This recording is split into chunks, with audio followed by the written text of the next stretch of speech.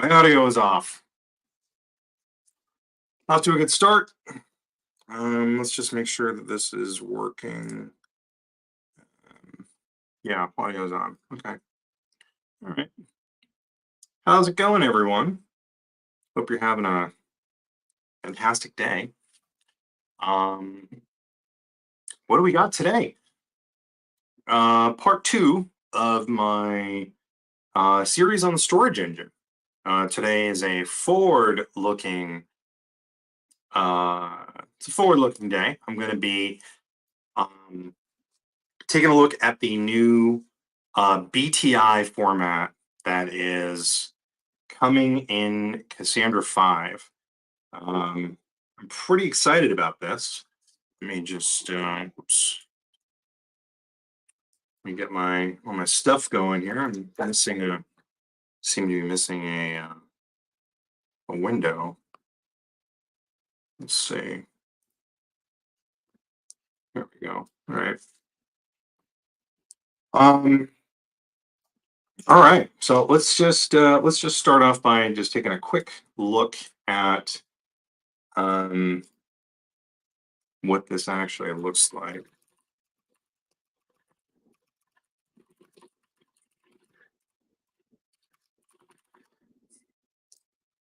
So there's a bunch of stuff that we're gonna take a look at today, but I'm trying to get the the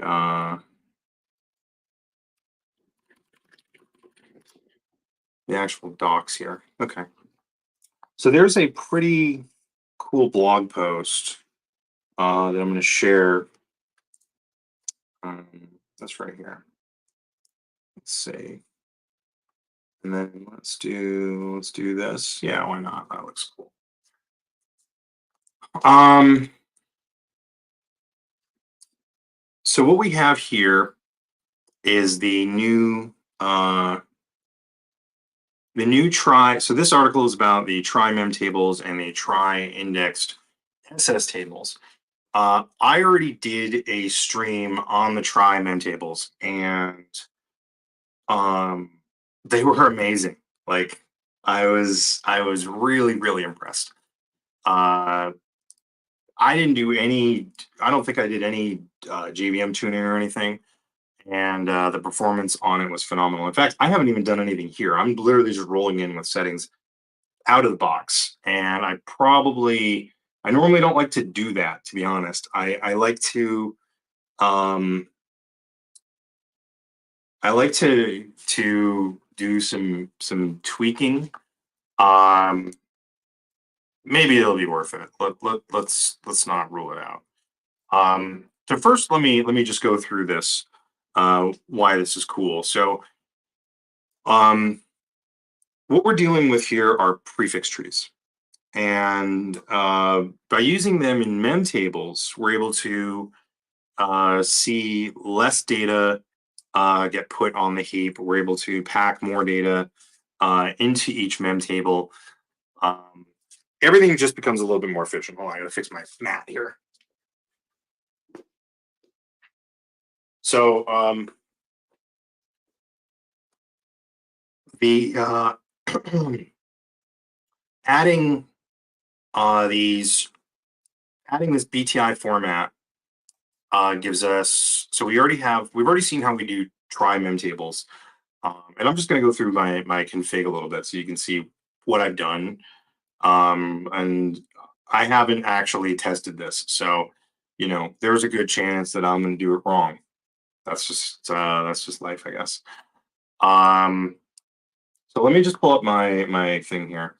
I am, as I do with all of my working sessions, I always like to use the tools I wrote. It's the whole point of writing them. So the tools I wrote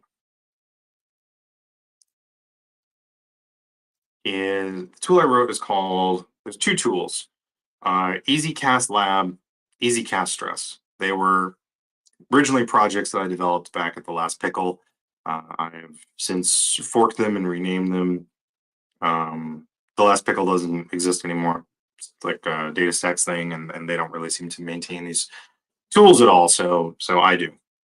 Um, the way the EasyCast lab works is you tell it that you want a cluster, and it handles everything for you. So I just told it I wanted a 3-node cluster, and it spins it up for me. It comes with multiple It comes with multiple versions of Cassandra. So I actually rebuilt the AMI that it uses this morning. I always rebuild it like within a day or two of doing this. And the really cool thing about it is, I'm just gonna go. I'm gonna just do a little. I was gonna jump right into the BTI stuff, but honestly, I think this is really cool. So,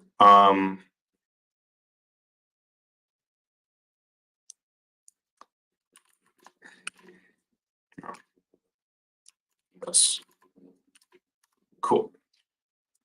So, like, just by adding this block, it uh, you can specify um, which versions of Cassandra you want. So if you download EasyCast Lab, and it's open source, like I open source like everything. You can just go in, you can edit this, and you can build your own AMI. And the reason why this is cool is because it comes with comes with version 3.0, 3.11, 4.0, 4.1, 5.0, beta 1, and trunk. And here's what's cool about this. So you can specify in the URL, you can specify a Git repo and the branch, and it'll build it and run it on whatever version of Java. Actually, yeah, it will run it on whatever version of Java. So this is the head of 5.0. So this is our staging branch, or sorry, this is our 5.0 branch. And yeah, like I know what version of Python I want installed. I have my JVM options. It's great. So this creates an AMI.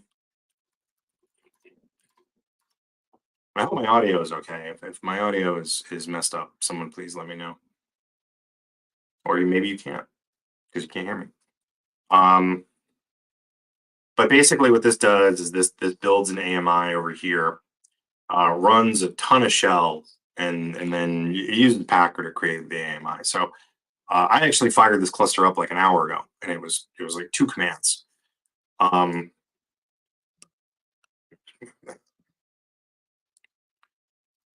So what you can do here is specify. So it automatically drops this YAML in place for you. It gives you this, and it automatically sets up the seed provider. It automatically configures the seeds for the cluster. Sets trickle f sync, because there's always have it on. And then I added this. Oh, and it has that too.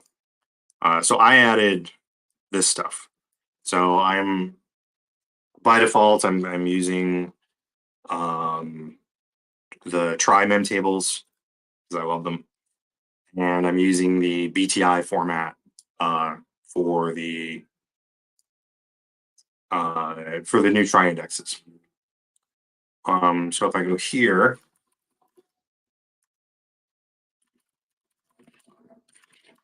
and this is just when you create a cluster, you get this env.sh, and it sets up some aliases for you, so you can like just do this, like type C0, and now I'm on the box. And then the box itself has all the flame graph, has profiler, has BCC tools, so we can do this. So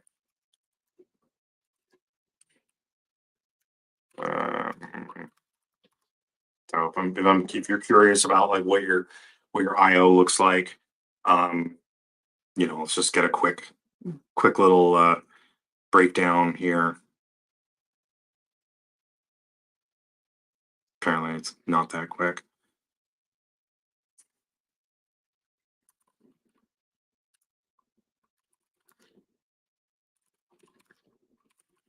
There we go. Okay, so these are my block requests. So this is what's going on. So I really, really love these BCD tools because it makes it really easy to figure out what's going on. And I talk about it a lot. I've written about it a bunch. So if you ever heard me speak at a conference or on here, you're probably already familiar with how I'm in love with BCC tools. Anyway, so let me just hop on one of these boxes here. So one of the aliases you get, it'll declare C0, 1, 2, and then it just keeps going, whatever number of instances you have. And C0 will just SSH into this. So it's a combination of like uh, a useful Kotlin program that gives you a reasonable starting point for a cluster, and then a ton of Linux, well, I guess uh, Bash aliases and functions to help you figure things out. Um, so just taking a quick look here, I see that we are uh, doing 25 megs receiving, 18 megs transmit. Okay.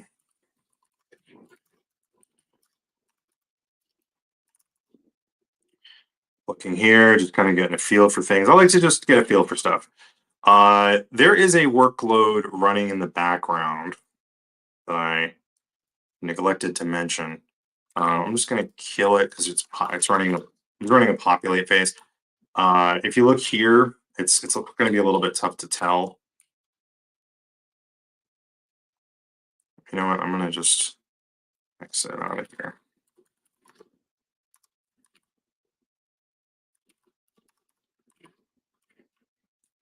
Okay, so let's just run this. Um, okay, so this is the workload. I'll just whoops. Let me talk for a moment about the workload here, and I'll shrink the screen. Maybe it'll get a little bit easier to read.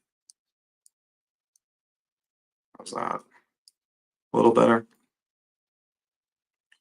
Easy cast stress, run random partition access. This is the random partition access workload in easy cast stress that think about it like a ratings table. The ordering of the values isn't important. You're reading and writing to random locations in the partition. They're typically not huge partitions. This isn't time series where you're just like writing something like crazy. And if you are interested in how to effectively handle time series data, I did do an entire video on time series and how to scale it. And if you're looking for that kind of thing, then check that video out. And maybe I'll link to it in the description. We'll see if I remember. So random partition access. I'm doing 1,000,000 partitions, and I told it to do 100 million writes. So if I look on my box here, so this wasn't doing that much before, but million partitions, 100 million. So we're gonna get rid of that. I've already got like 90 something million. This says run for 2 hours. I'm not doing that. I won't be here for 2 hours. And just a heads up. 50% reads writes, and the payload is going to be between 256 bytes and 512. And we're going to do 50,000 a second to have a max read latency of 30 and a max write latency will also do 30. That's It's fine. We'll see how it goes. So this is going to fire it up, and basically what it does is it as it's running through the warm up phase, it gradually increases the load, but only if it's actually. So this is the thing I like about it. So it only increases the load on the cluster if you if it's actually meeting the throughput that you're asking for. It won't do it otherwise. So right now it's just ramping up. So we've got about this is a 3-node cluster. These are our 5s or something like that. I don't even remember. I could take a look, but I don't care. What do we got here? 62 gigs of RAM. Why is that only 9? That's weird. Shouldn't be like that. Probably should have specified my JVM options. This is what happens when you leave things to the last minute. All right, so our write latency is oddly high.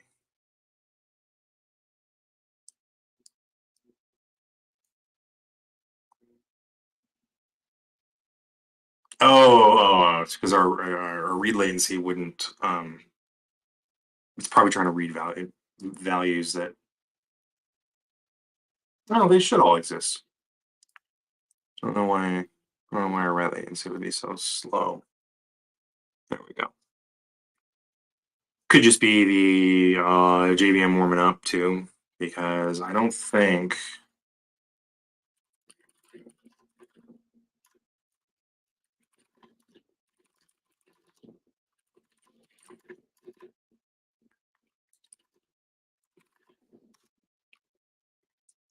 Let's see what we got in here. G1 GC, yeah.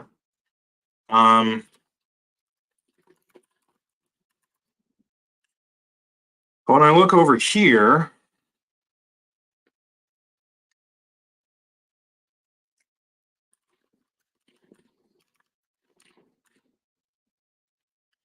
oh, this is terrible. Why? Oh God, why are these settings like this? Okay, I have to fix this. This is ridiculous. Let's see. Let's just do something. Let's just do something a little better. Let's just do G1. Since I'm going to change it anyway, I might as well just do something reasonable here. I don't know if you can hear my keyboard. I am trying something new. I'm attempting to use a noise filter. So it's supposed to remove some of the. Oops.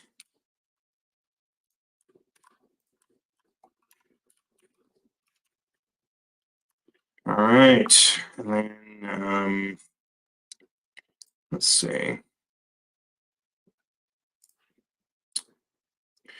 I have my. I want to basically say let's just use a minimum.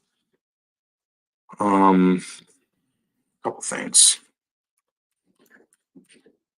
Let's just give this 30 gigs of heap. And we will also, I could. Where's my?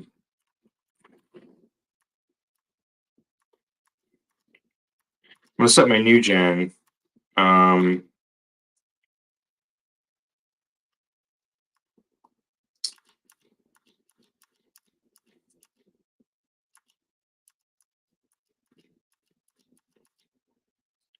Come on.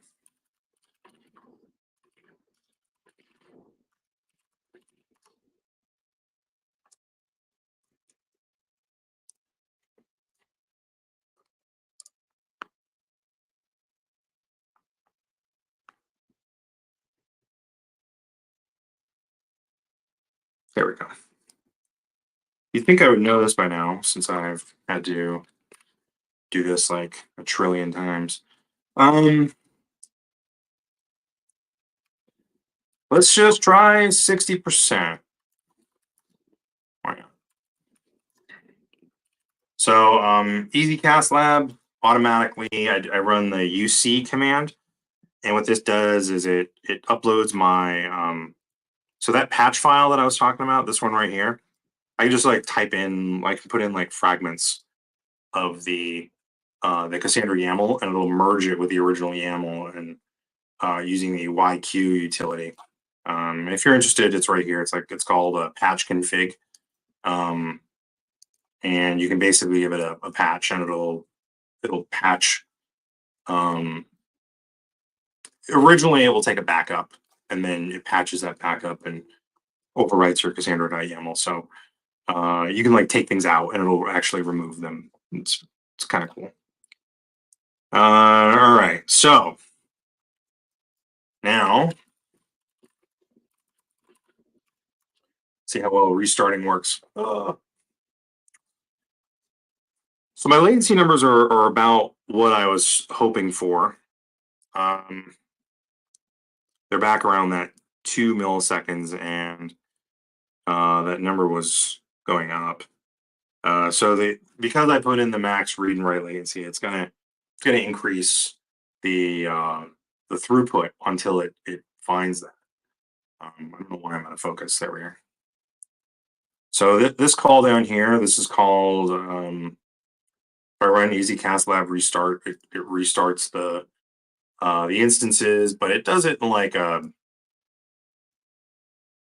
okay way, I guess. It just runs no tool drain, shuts down the service, and then when it restarts, first it waits for no tool to be available, and then it waits for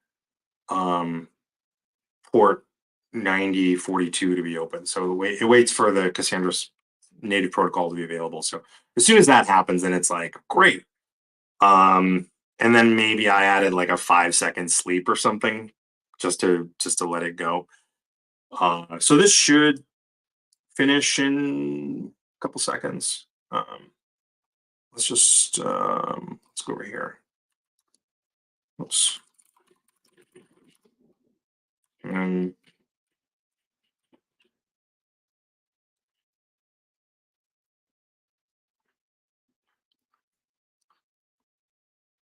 okay. Oh, no, didn't go.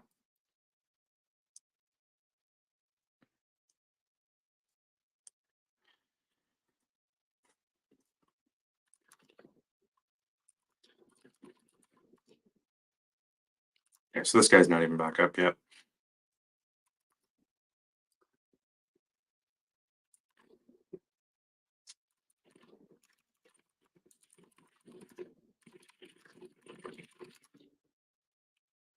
Oh, I thought I did that. Did I not do that right?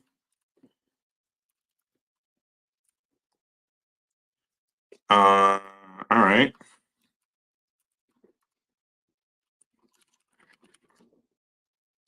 Oh, I did the wrong one. I did the wrong one.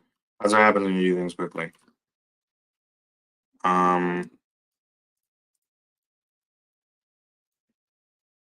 Yeah, I want that. There we go. Okay, so EasyCast Lab UC, and then did I make this work? No. Restarting. So what this should do when I pass EasyCast Lab UC, which is update config, and then -- restart, should do a rolling restart, and hopefully we're okay. There we go. Active, running. Nice, 31 gigs of heap. There we go. Bigger, more memory. It's nice. I really don't love our default of 8 gigs of RAM. That's kind of dumb, but whatever. And then let's just do this. Okay. So very quickly, we can see what's taking up time in our threads. All right. So let's just well, let's make sure I'm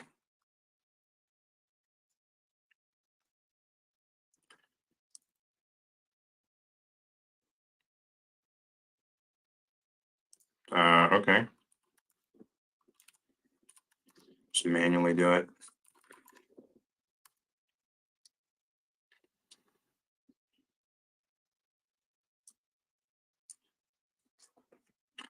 So I don't know.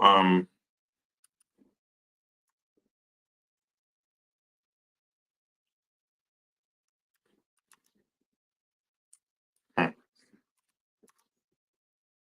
there we go.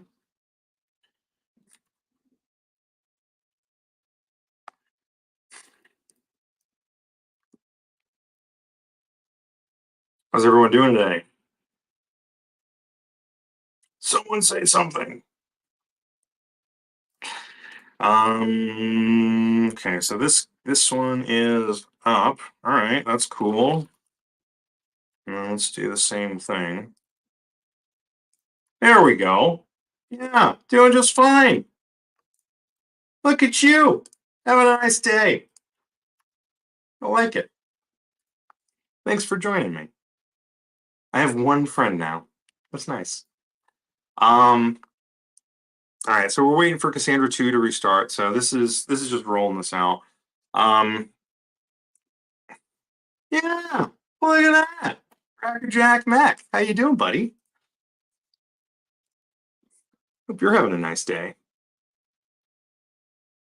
Look at that. We're interacting. A whole new thing. Um, okay, so these are all restarted, it looks like. And it increased our latency by a little bit. It's okay. An excellent day, actually. Yes, that time. Everyone complains. People are like, not bad. It's like, no, today's awesome. I'm having a great day. Every day is a great day. Some positive vibes. Um, okay. Yeah, look at me. I'm testing out Cassandra. This is great. This is what I do for fun. All right. All right. Look at these latency numbers. So we're doing just shy of 7,000 writes a second, just shy of 7,000 reads a second. Read and write latency is in the, let's say, 2 milliseconds for writes, five for reads, 3 for reads, something like that. This is probably going to level out a little bit. There's a fairly big heap, so there should be almost no GC pauses. So I'm just going to talk about this for a moment. GC pauses are obviously not great. Everybody hates them. But GC pauses are they happen when you fill up your heap, or a some of your heap. And so G1 is both regional and generational. That means that objects are allocated in a new generation, and they are promoted into the old gen over time. They actually get promoted. They get created. They get uh, created in the Eden space. That's where they're allocated initially. They get promoted into the survivor, and then they get promoted into the old. It actually works similar, par new in CMS, very, very similar. And that's how I got started doing JVM tuning. So stands to reason that if you have a lot of allocation, like you're reading things off of disk in a database and you're sending them over the network, you if you have a larger heap, it takes longer to fill up. Pretty reasonable. But because G1 is also regional, it gives it more time to collect the garbage in the background. So it's always trying to collect as much garbage as it can. And so you can get faster collections if you can wait longer. So this is what's interesting about garbage collection in Java in general with a program that does a lot of allocations. So this right here was probably, like, I'll just say it was certainly a GC spike. There was probably a GC pause and 39 milliseconds went by. If I look at the nodes, I probably find one, but that's not what today is about. Today is about letting this thing run and figuring out what's going on here.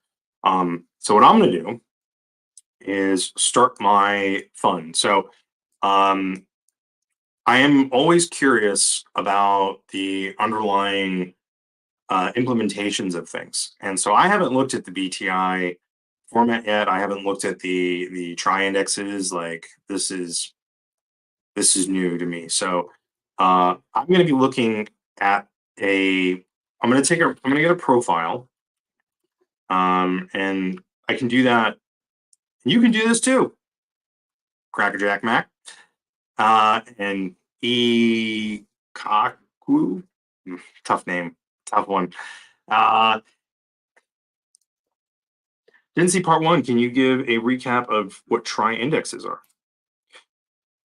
So part one, I was just doing a storage and an overview. However, I will just tell you that tries in general are prefix trees, and so imagine Dave Capwell. Hey, buddy, oh, this is great. Uh, and It's nice to have you here, Dave. Thanks for joining. Um, Ikaku. Okay, Ikaku. Yes, yes.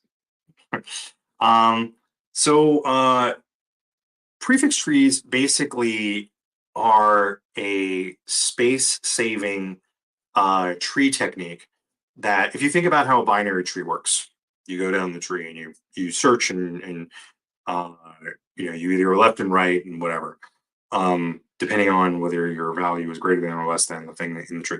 Prefix trees are cool because we take advantage of the fact that we're probably going to have a lot of common prefixes at the beginning of our keys. So if we had a key and the first 50 characters were the same in a whole bunch of keys, the prefix tree allows you to save space on those prefixes. So it's a compression technique. But what's cool about it is that um, it also is moving stuff off heap. So uh, so your GC pauses aren't going to last as long. So it's smaller objects, a lot smaller, um, and off heap more stuff. And when I was testing this before, just try mem tables. Try mem tables gave me a like 2.5x improvement on write throughput for the workload that I was testing. It was a very, very simple key value test. So there wasn't a bunch of other data. It was very, very small value. So almost everything was off heap. So if you have like a user table or something like that, like it works incredibly well. And the new trie indexes are similar. So the storage engine works by there's a primary index, and that primary index has the keys that correspond to the data file. And so if you want to find something in Cassandra, first you consult the index and then you go out to the data file. Well, the reason why this matters, and the reason why I care about this stuff is because the data files themselves from a prefix tree are going to be significantly smaller, which means traversing them is a little bit faster, and they're going to use less memory. So I believe we don't even have. I think that there may have been some changes, significant changes made. Possibly, like we might not even have a key cache now. I'm not even sure if that's true. Uh, so I'm just going to take a quick flame graph of Cassandra 0. So this is going to go for a second. And while that's running, I'm going to hop on another box. I'm going to hop on Cassandra 1. Oops. So going over here. It is interesting. It is interesting. And I'm going to, oops. I'm going to be root because I'm cool. Let's just do this. So this is a really fun technique. but I always forget the exact incantation of it. XFS Slower is a really, really nice utility as part of BCC tools. And what XFS Slower does is it allows you to watch a file system for slow activity. The reason why I like it is because you can also tell it to just do all activity. So if I do XFS Slower, and then I say 0, and then when I pass my convenience function, Cassandra PID, let's just put this in here.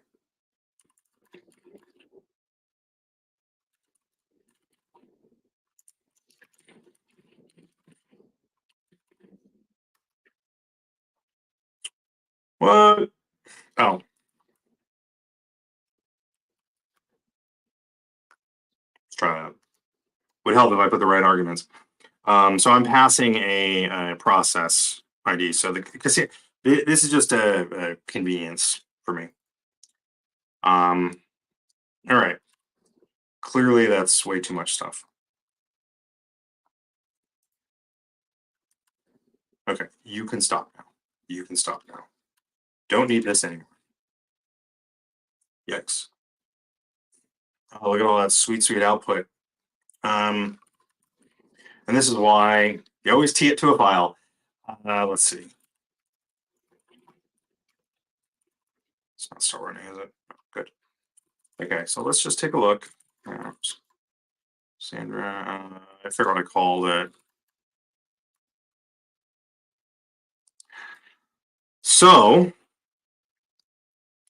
this is one of my favorite things to do. Weird. Basically, I can say what exactly is being done on disk, and this is weird. I'm not sure. I think we might. I saw this before, and I was like, "Is this a mistake?" And the times were all. And it didn't indicate on the originals that I thought it might be. I thought I might just be seeing double in the reporting, but I think we might actually be doing double reads. I'm not sure about this. But if you look, it says like off KB 2803 142. I need to look into this. I'm gonna have to save this. Are we doing double reads? That would be hilarious if we were doing double reads and we're just like we just don't realize it. So there we go. Oops. Just, okay. Oh my god, I would die if I just uncovered like the lamest bug in history. Just twice as much IO as we need to do.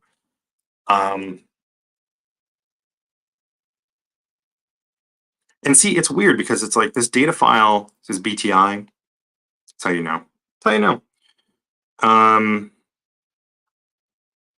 So this is this is how many bytes we read. So we're reading 16K basically. Yeah, so BTI is the new it's the name of the new format. So I'll just re-show that. Let's see. Back here. BTI, great question. BTI is, if you want to use the new SS table format, you have to put this SS table selected format BTI, and then it will use the new trie indexes. And if we look here, oops. So it says BTI there. That's how you know. That's how you know it's good. But back here, oops. Is there? Let's see. So for, let's see, the new compression info data digest filter partitions rows statistics. So I guess partitions and rows, that's new.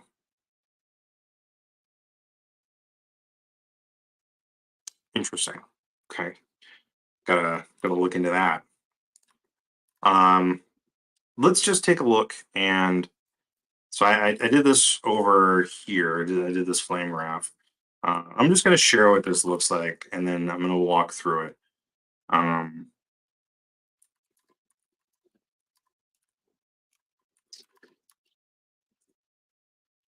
let's see. Let's take a look at our performance profile, which is my other favorite thing.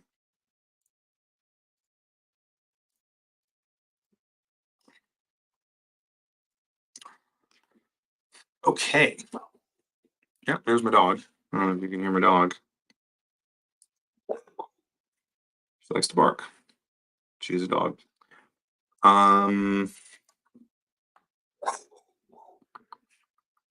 So read command, query processor. So what we want is to find, we're going to go into here, single partition read command. And I'll make this big. I realize you probably can't see it. So, whoops. What I've done here is generate a profile of what was going on. Yeah. I'm gonna set up another profile. I'm just gonna run this in the background. Um,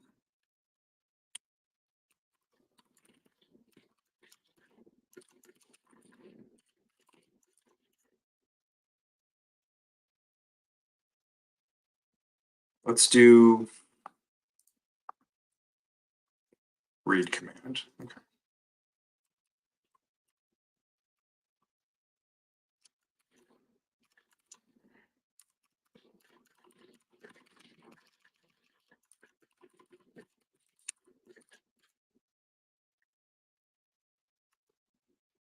Oops. Oh,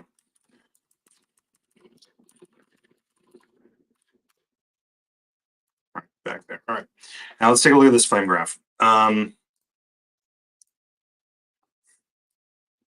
So I'm doing two. So this is a CPU flame graph. CPU flame graphs are awesome. However, you will not it will not account for time that threads are sleeping. So if we had like really long I/O in here, you wouldn't necessarily see it. Single partition read command. So this is the BTI table reader.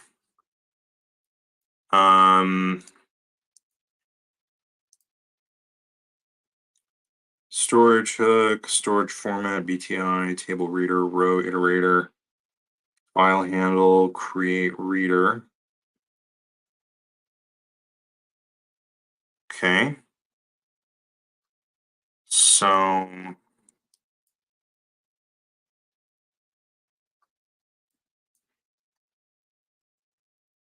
So this is doing LZ4 decompression. Not that. Well, this is reading from the data file right here. And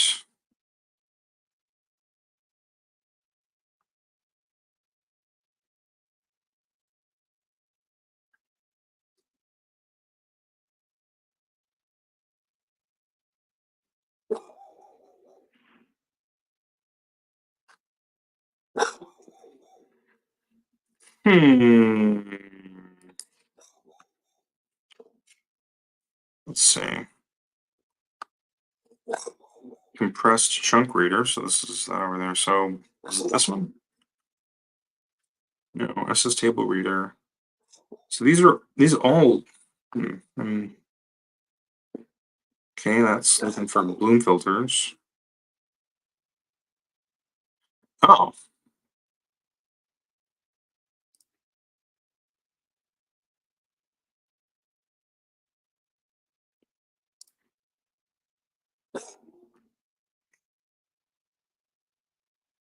There we are. So this, you can do off-core flame refs. Yeah, I have a whole thing for that.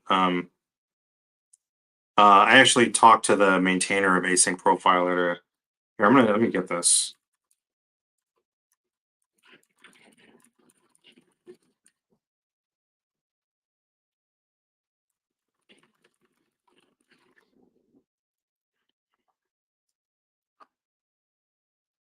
So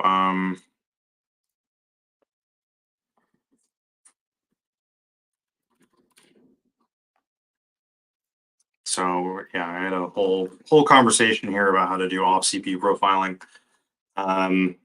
And it turns out that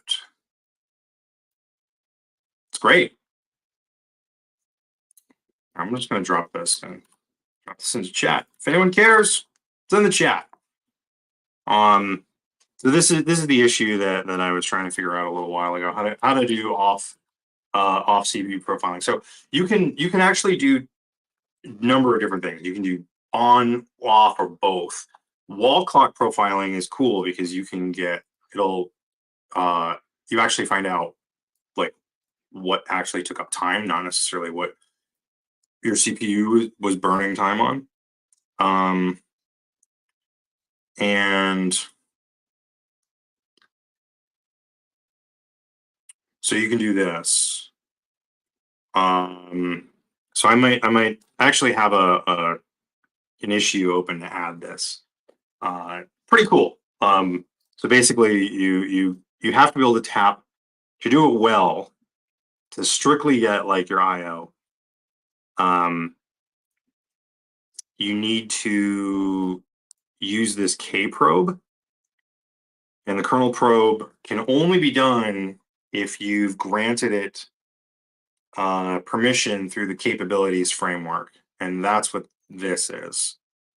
So you got to use this set cap thing on Java, and then it basically says Java is now allowed to do performance profiling of K probes because by default you can't. And this is actually one of the reasons why I don't love working in environments that are heavily like containerized, like Kubernetes especially. If it's just Docker, it's like you can kind of work around some issues. But I absolutely hate working in Kubernetes environments with Cassandra. I think it's the stupidest thing because nobody runs it with the foresight to have these tools. So basically, you end up in a situation where you're trying to use your like Kubernetes operator to fix problems, and it makes everything worse. Anyway, so if you're interested in reading the code, looking here, BTI table reader. So it's org Apache Cassandra IO SS table format BTI table reader, and that will bring you into this org Apache Cassandra IO tries walker.follow walker.search. And these are pretty like time wise. We're not looking at something that's consuming a lot of time, which is great. It's what you want. You don't want a lot of time. And I'm just going to open up this other one as well. Let's just see if there's a comparison here. So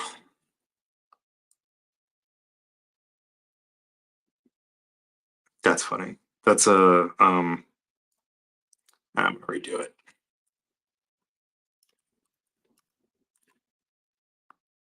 That's funny. I was wondering if I would need to do this. But essentially, I need to exclude my my parked threads. So because of the asynchronous nature of the async profiler, you can sometimes end up this depth. What amount of time is acceptable? Less time, the better. I mean, if it's perfectly efficient, then some very small amount of time.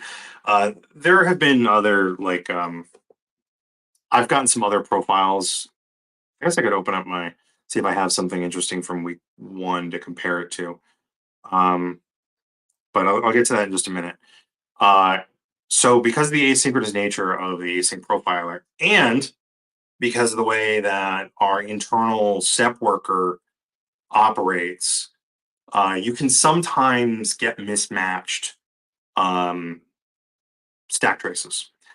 And so, uh, like here, oh, this one's just a read callback. So this is just waiting. So this is going to park.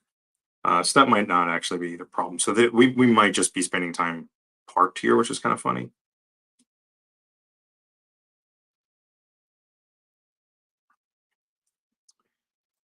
I would, and this is honestly this. So we should be seeing time spent reading data, right? We're reading stuff, so we should see that. That's not unreasonable. I guess I could run it again and only look at the BTI code path. That will be. Let me do that.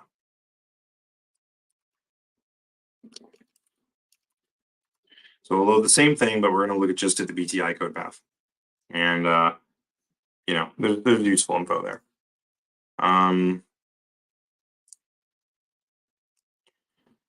So here's this is why this is interesting.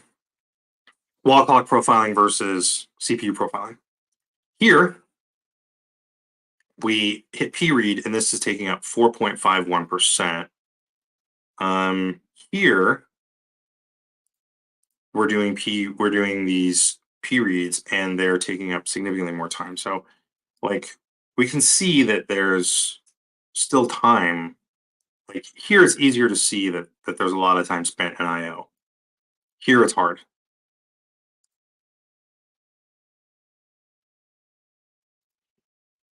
I'm just saying you could chase flame grass for years. There has to be some intuition at this level of the JVM.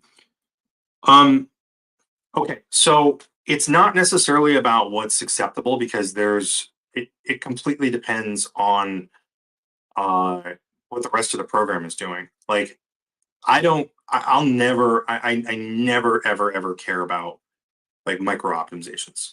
Well, that's not true. Sometimes I do, but when you're looking at when you're trying to understand how something works from a performance perspective, the a lot of people make the mistake of focusing on the little thing that takes 2%. Like I'm looking at it, I'm saying this takes 1 or 2% of my application runtime. How much more efficient? Like if I get it to zero, what's the benefit? Well, we're doing 20,000 requests a second over here. A 2% increase in that is not significant enough that you'd like really kind of sweat it that much. There are other cases where, for example, next week, I'm going to be talking about how the storage engine works when you're on. I'm using EBS as like I'm pointing to EBS in this case. Um, but it's the same with any file system where you have where any block device that is IOPS limited. So like EBS, GP2 and GP3 have fairly low IOPS quotas. So GP3 it goes as low as 3,000. Now, most of the time, you're probably not going to use 3,000 IOPS for stuff, but if you read crazy inefficiently, like we do here, well, not necessarily here. There's another point that I'm getting at, but if you read really inefficiently, then you will end up blowing through your IOPS and you kill your quota, and then your disk gets throttled.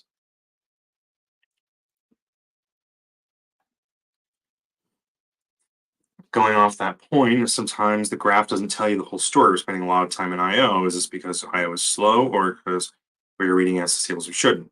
Yeah. And the other thing is that we're doing 10,000 requests a second. So, like, in a if assuming that we had a perfectly optimized database, the disk would typically be our bottleneck. Like there isn't a like right now Cassandra is typically CPU bound, but it that's not because disks are so fast that we can't saturate a disk. Like that's actually because we just do a not great job of reading data off disk. Um, and then Dave, to your point, um, we read, and so this is something I'm going to get into like next week and the week on optimizations, but we read our data one chunk at a time. So if let's say a chunk is the 16K compressed, and we're getting 0 compression rate. So we read 16K off disk. If you know that you need to read 50 megs off disk, it doesn't make sense to do it 16K at a time. That's a file system call. It's a VFS call. Like you can actually see in here, all of this stuff gets run, and it's really dumb. And then you have to rely on read ahead to prefetch the additional pages off disk. This is especially bad for compaction, where we know that we're going to be doing, we know that we're going to read the next whatever. So we should be buffering our reads significantly. Now I'm going to come back to EBS for a moment because I've worked a lot in Amazon. Like I'd say 80% or 90% of the folks I've worked with have been in Amazon. When you have that 3,000 IOPS quota, you can actually burn through that super fast. And I filed a JIRA, and I'm working with Jordan West on this. I'm just going to drop it in here in the chat because it's really interesting.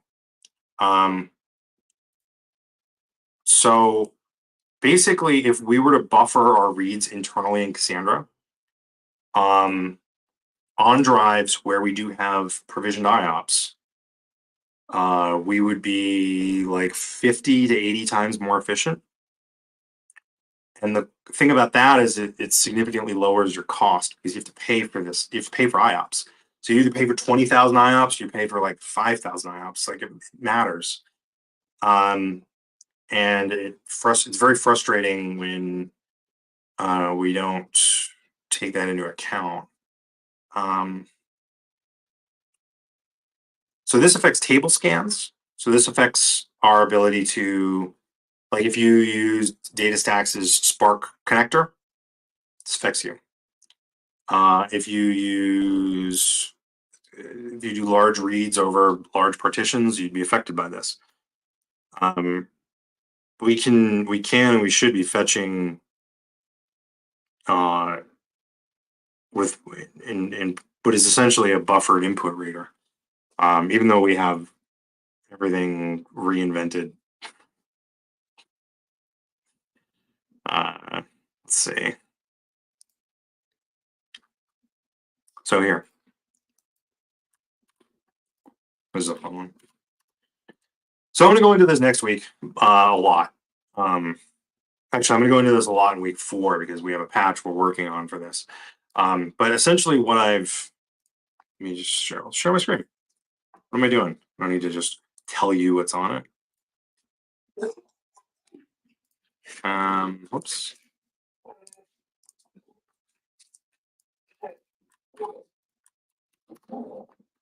Thought I was showing this before.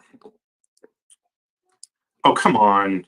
No, this is not a permission violation. There's no, whatever. Just show my other screen.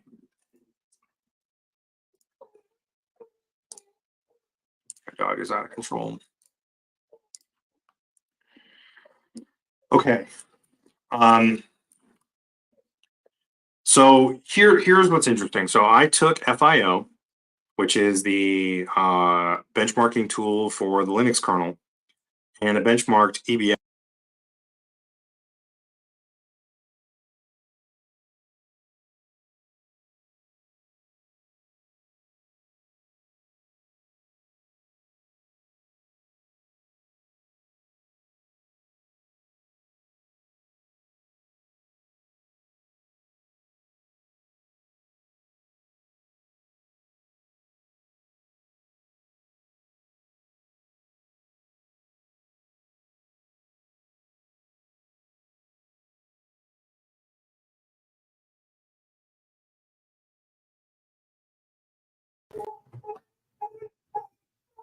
Okay. All right. Am I back? I must have. Oh, okay, back. So my voice is going to sound different. I was running all my audio. I was running my mic through main stage, but apparently a plugin crashed because there's just something horrifically broken in main stage and Logic that causes it to crash. If you like leave the program alone for more than half an hour, it just crashes. It's honestly kind of super frustrating. I hate it. So here we are. I'm not sure where I lost you, so I'll just start over.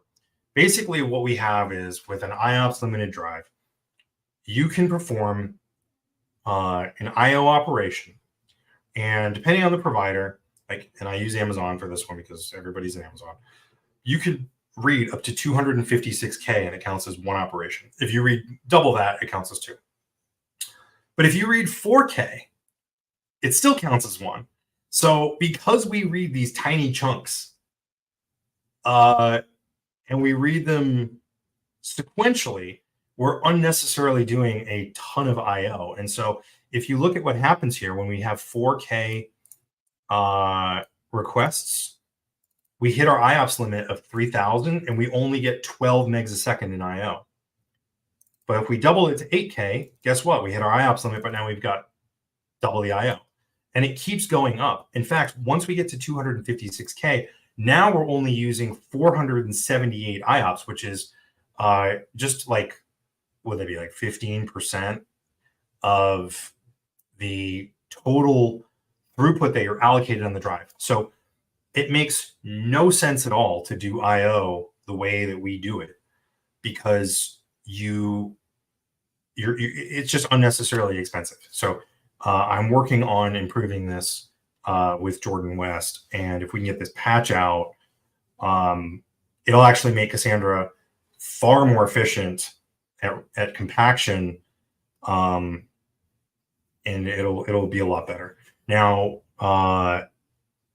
this isn't the only optimization. We should also be doing direct IO because there's no reason to go through the page cache. Like we should just be using direct IO.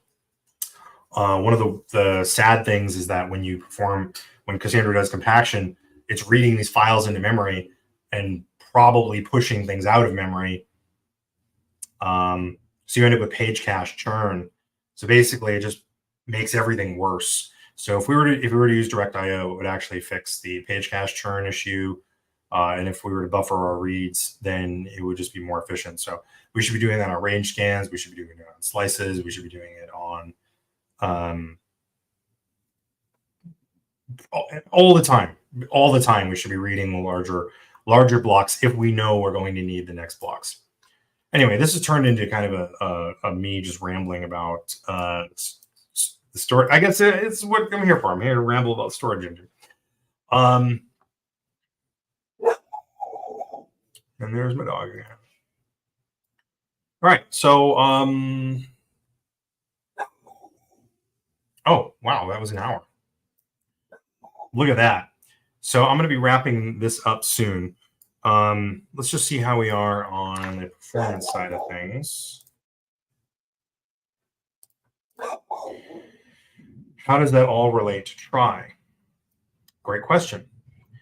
So I haven't gone into all of the I haven't gone into all the code yet, but so I'm making a couple of assumptions here. Trie indexes, because they are tries, should be significantly smaller on disk. I kind of want to do a test where I write out a bunch of data into an index and then convert it from a. I guess I could do that now. Let's just see how this works. See what happens. I don't actually know if this is going to, so I'm going to stop this. Let's see what happens. So, so we're here.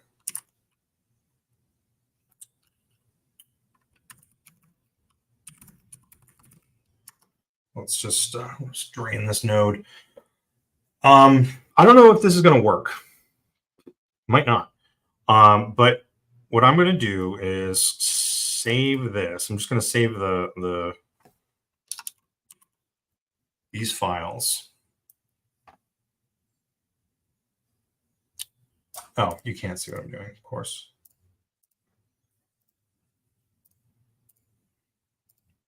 Yeah, so I'm saving all this stuff. Oops. And where am I saving it?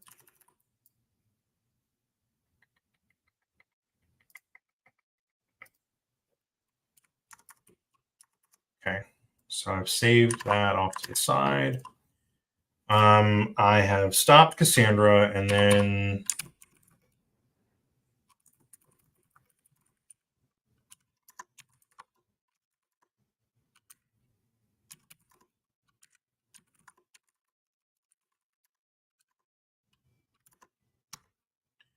okay, so if I go in here and then so if I switch this to big, see what happens.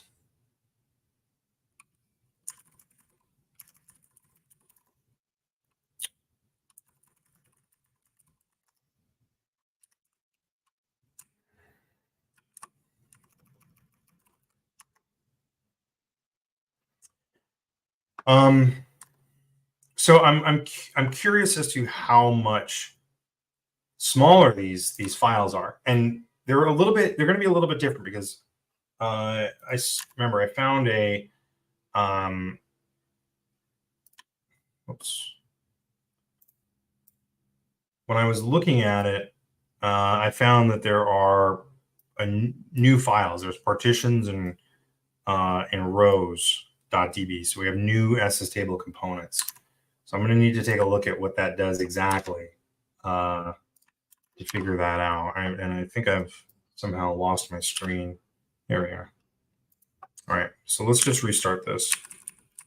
Maybe.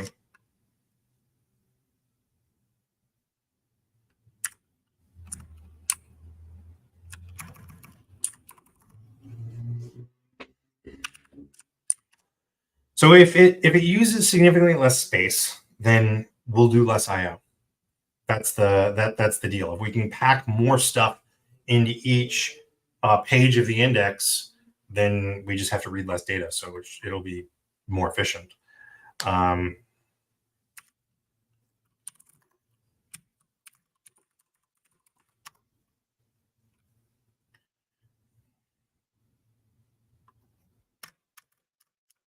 Yeah, it's okay. You're gonna set backlog proceeding.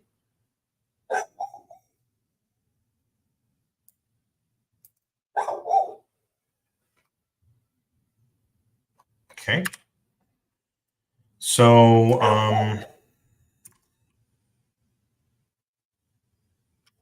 so for example, it's going to be hard to tell exactly what gets written to what unless I use the logs. That's all right. I'll use the logs. What I should have done would have been a major compaction first, put all of it into one SS table, and then run. I'm going to do that. I'm going to do that. It's going to make things a little easier. So basically what I want to do is I want to eliminate, let's see.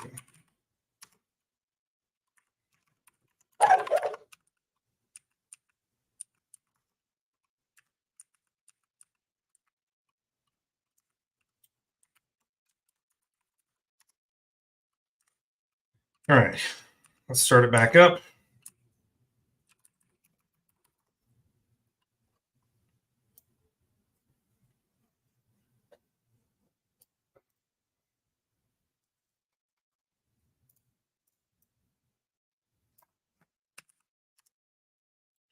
Okay.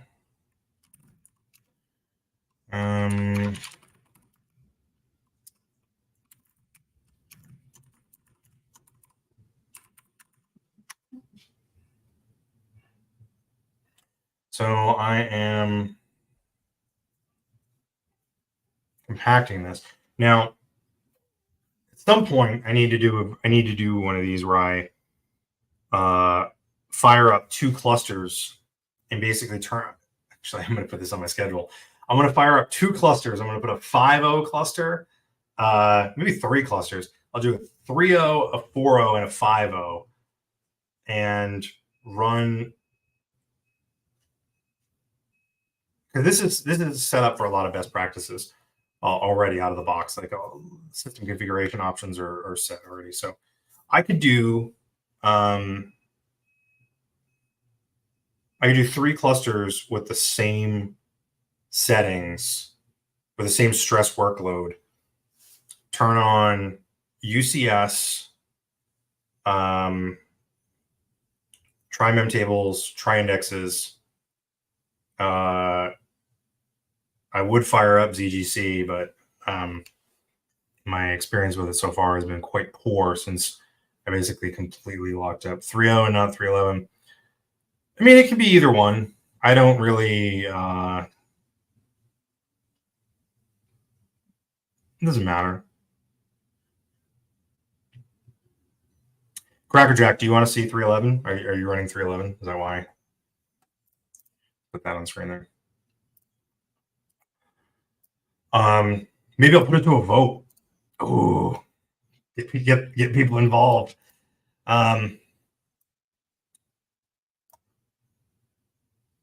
Probably should have figured out how long this was going to take. Nah, that's just problem. Yeah.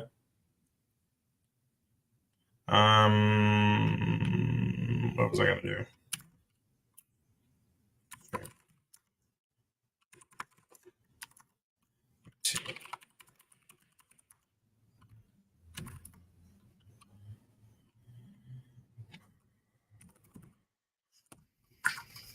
Okay, so before I did my little whoops.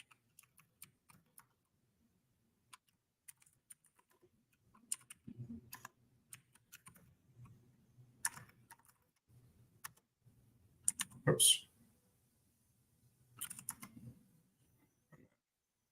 See what's going on during this sweet compaction process. Oh, actually.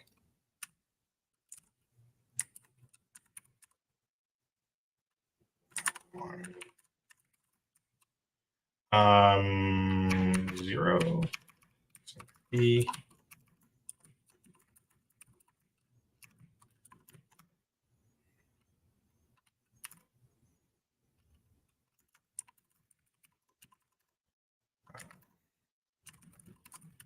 Save this. So basically, what I'm doing now is I'm just saving all the compaction. So this is what I was talking about. Look, so it reads. Oops.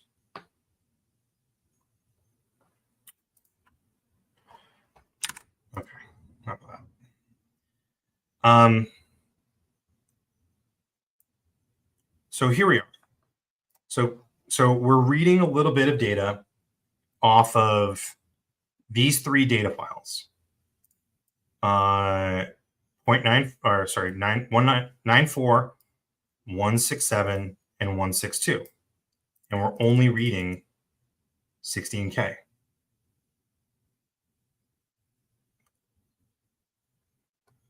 That's silly. Shouldn't be doing that. And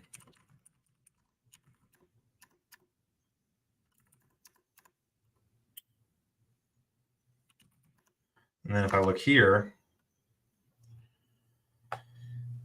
so it's not, since these are NVMe disks, it's not going to show here as much. And this is the thing. But it's not zero. Like, this time does add up. There's really not a great reason for us to not be buffering our reads. It's actually a remark. It's not, and the thing is, it's not going to be hard to fix. It's just some plumbing.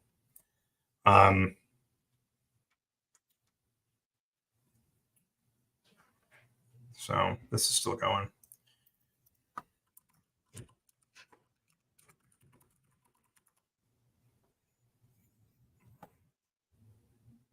Oh, it's only 37% done. Okay, well, maybe it's going to take a minute. I guess I'll just hang out and talk.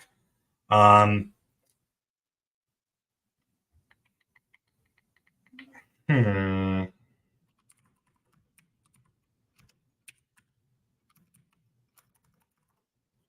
So, oh, we're actually doing. This is interesting. So this is reading a bit faster than 44 megs a second off disk is the last time I ran one of these tests, I ran it with the big engine. I should probably, what I'm going to do is I'm going to save this. Um,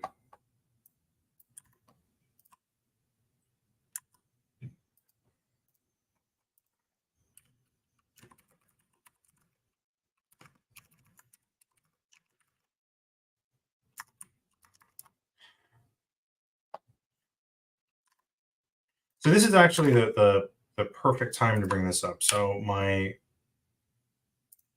looking here, 4,700. Okay, so if we were trying to run a major compaction right now, and we were using EBS, and we just went with the default of 3,000 IOPS, we would actually be hitting the IO limit. This would be terrible. This would not work. It would suck. So we'd basically, what would happen is you'd spend all your IOPS in doing IO for compaction, and you'd have terrible read performance. Like it's dumb. It's silly. We can do better. We can do so much better.